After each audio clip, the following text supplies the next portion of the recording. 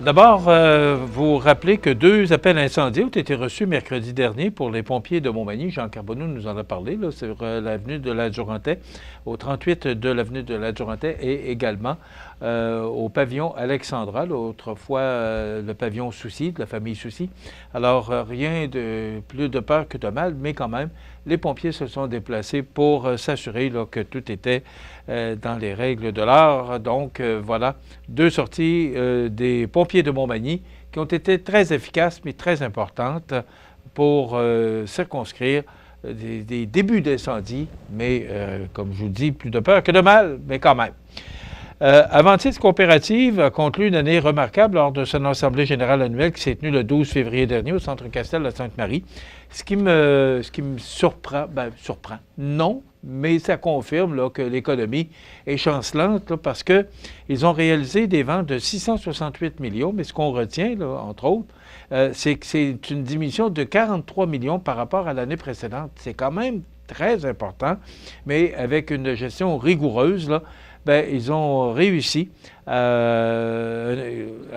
obtenir un excédent d'exercice de 15,7 millions. Il y aura une ristourne là, de 4,3 millions pour les membres d'Aventis Coopérative. On sait qu'Aventis Coopérative est entre autres propriétaire du magasin BMR à Montmagny, coin boulevard Taché et chemin des Poiriers, avec les belles réparations qu'ils ont fait. C'est un beau magasin. On peut être fier d'avoir ce magasin de matériaux de construction là, du groupe BMR ici à Montmagny.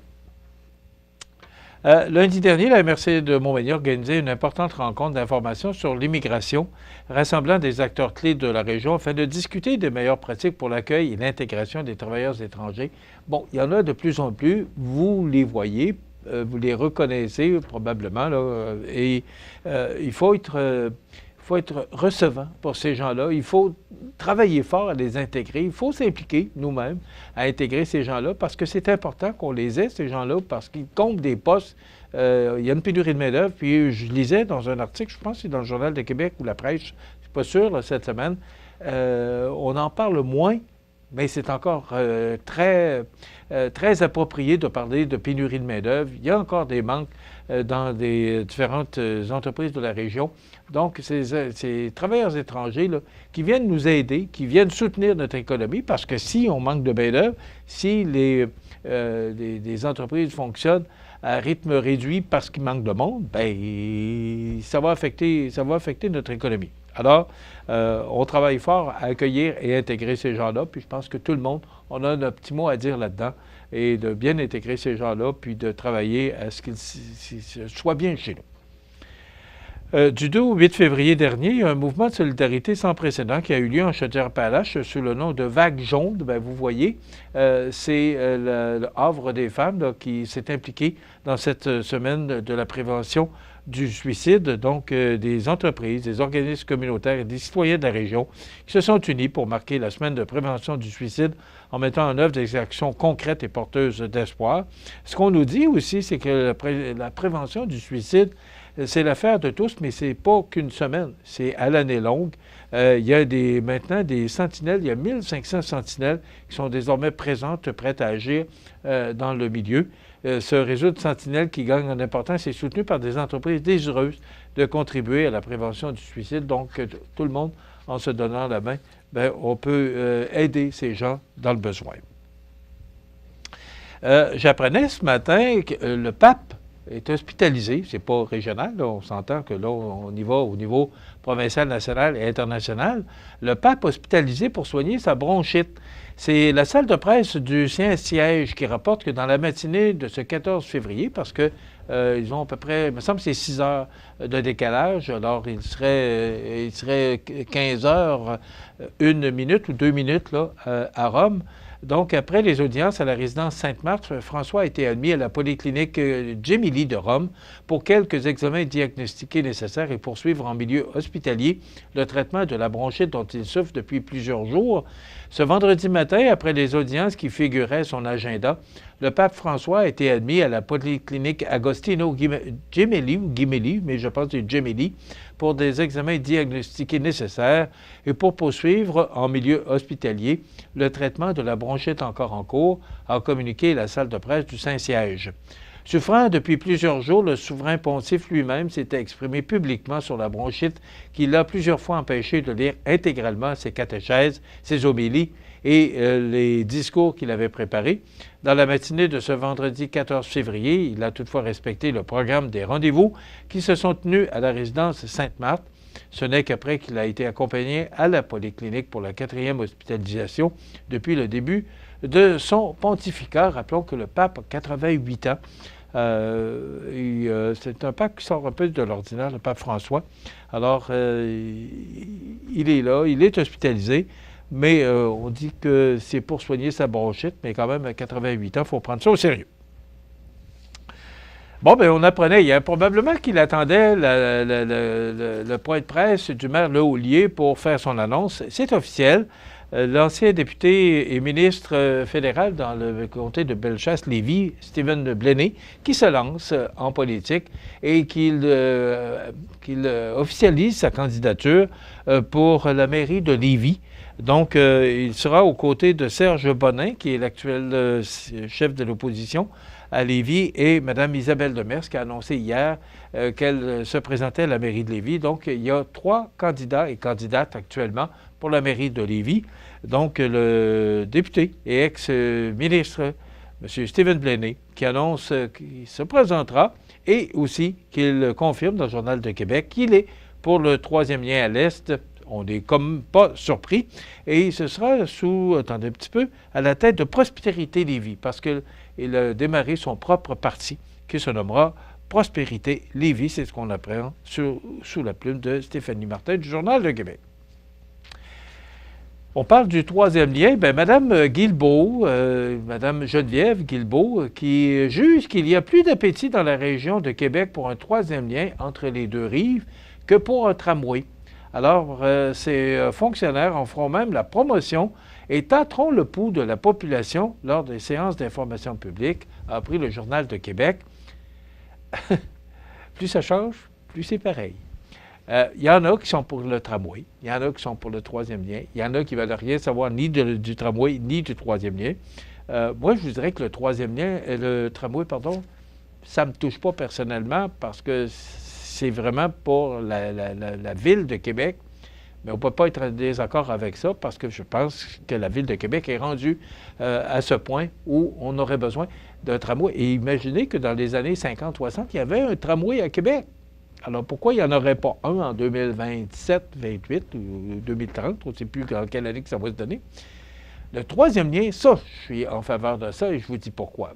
C'est que pour nous, et si on en a déjà parlé, c'est que le 3e lien, moi, ça fait tout près de 40 ans là, que je suis dans le monde des communications à Montmagny, là, et c'est pas d'hier qu'on parle de ça. Et dans le temps, on parlait de Beaumont, l'île d'Orléans. Et on va, je ne sais pas quand, parce qu'on entend parler, là, on doit reconstruire le pont de l'île d'Orléans. Alors, je me dis, si on faisait Beaumont, l'île d'Orléans, sur la pointe ouest là, de l'île d'Orléans, et de l'île d'Orléans, avec le nouveau pont, vers Beaupré. Avez-vous pensé que se rendre à Saint-Anne-de-Beaupré, d'abord parce que c'est important pour le transport routier, là. Alors, imaginez-vous le temps qu'on perd. Parce que faire le tour, là, c'est à peu près 1 heure et quart. Alors, imaginez-vous le temps qu'on sauverait. Ça a coûté 9 milliards de dollars pour le pont blanc de mémoire, Champlain. Pour le pont Champlain, ça a coûté 9 milliards. Et pourtant, tout fonctionne. Moi, je dis, si on doit aller là, puis si on dit qu'on a moins d'argent qu'on en avait, bien moi, si je prends le pont, le nouveau 3e lien, si je prends le pont, s'il faut que je mette 2 piastres parce que je vais aller dans Charlevoix, ou dans Côte-d'Aupré, ou Beaupré, ou peu importe, s'il faut que je mette 3 piastres, utilisateur-payeur, moi, je serais en faveur de ça. Même, on aurait pu le mettre sur le pont Champlain. Je me demande si j'ai passé une fois sur le pont Champlain. Je ne l'utilise pas. Mais pourtant, ce sont mes impôts à moi aussi, et à Jean Carbonneau, et à tout le monde qui travaille ici, qui n'utilise pas ce pont-là. Mais ceux qui l'utilisent, même si c'était 2 piastres, c'est pas beaucoup 2 piastres en 2025, mais ça aiderait à financer ces ponts-là et à éponger le déficit que ça coûterait au gouvernement au pluriel, là. Bon, c'est pas tout le monde qui est d'accord avec ça, mais je pense que ça permettrait de réaliser, même si c'est pour le tramway, pourquoi à Québec qu'on paie pour prendre l'autobus puis qu'on ne paierait pas pour prendre le tramway? Je ne sais pas, là, c'est des coûts, je ne connais pas assez le dossier. Bon, on pourrait en parler longtemps, mais moi, je suis pour ça. Mais pourquoi pas un péage? Mais il n'y a pas un gouvernement qui va embarquer là-dedans parce que vous savez que les gouvernements sont là pour être réélus. Alors, pas sûr que ça ferait l'affaire de tout le monde. Et peut-être que ça pourrait fragiliser l'élection du gouvernement, peu importe, là, parce qu'on est loin de la coupe aux lèvres là, d'avoir un troisième lien, là, mais quand même, c'est dans l'air. Et le prochain gouvernement qui va réaliser le projet, est-ce qu'il va accepter de dire on va le faire, mais on va mettre un poste de péage? Pas sûr que ça va passer. Je vais y aller rapidement parce que le temps passe vite. Je voyais dans le Journal de Québec, Trump veut nous faire peur. Hein? Voyons donc. J'ai appris ça ce matin sous la plume de Guillaume Saint-Pierre. Monsieur Trump qui voudrait nous faire peur. Le titre me fait rire un peu parce que M. Trump, depuis qu'il est au pouvoir, là, que c'est tarifs par-dessus tarifs, là, il est rendu avec des tarifs réciproques. Je ne sais pas trop ce que ça veut dire, mais il est rendu avec des tarifs réciproques. Là, il a demandé à ses conseillers de calculer combien ça coûterait de mettre des tarifs réciproques. Bon, c'est la Saint-Valentin aujourd'hui. Bien, la Chine offre de l'argent pour inciter au mariage. Et le mariage, bien, ça coûte aujourd'hui.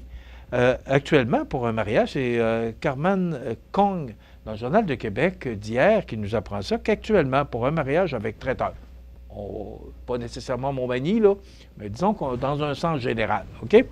Actuellement, pour un mariage avec traiteur et salle de réception, le couple moyen va débourser entre, tenez-vous bien, vous êtes bien assis, 35 000 et 50 000 me partage Annick Patry, organisatrice de mariage depuis 10 ans. Elle conseille ses clients d'établir un budget total avant même d'aller visiter des salles. Ben, je ne suis pas sûr que ça coûte 35 000 à Montmagny, là, mais probablement dans les grandes salles, là, les gens qui veulent peut-être faire ça au Château-Frontenac, là, je ne sais pas. Mais oui, ça coûte cher se marier aujourd'hui. Mais la Chine offre de l'argent. Bien, ça pourrait peut-être être une idée là, pour le Canada d'offrir de l'argent pour inciter les gens à se marier. Alors, c'est aujourd'hui la Saint-Valentin. Donc, j'avais gardé, c'était dans le Journal de Québec d'hier, mais j'avais gardé ça pour vous le partager aujourd'hui. Je trouvais ça drôle un peu de voir qu'on puisse débourser 35 à 50 000 $ pour se marier aujourd'hui. Mais que ce soit là, les vêtements, oui, est-ce qu'il y a de quoi qui coûte pas cher aujourd'hui? Bien, je pense que de se marier, ça ne fait pas exception. Ça n'empêche pas les gens de le faire, puis bravo pour les gens qui le font. Je profite de l'occasion pour vous souhaiter une belle fête de la Saint-Valentin. Peu importe la façon que vous allez le souligner, mais certain. Et la Saint-Valentin, ce n'est pas que pour les amoureux, là, les couples, mais c'est aussi de dire à des gens qu'on aime, qu'on les aime. Je pense que ça sert bien à cette journée de la Saint-Valentin. Chronique Ancrez-vous, lundi, avec Jessica Fortier-Lavallée, et on reçoit la présidente de la FADOC, Mme Renée Grégoire. Ça fait longtemps qu'elle n'est pas venue nous voir, alors elle va nous visiter lundi, donc c'est le menu. Avis de tempête pour dimanche, donc prévention, prudence. Passez un bon week-end, bonne Saint-Valentin, à lundi.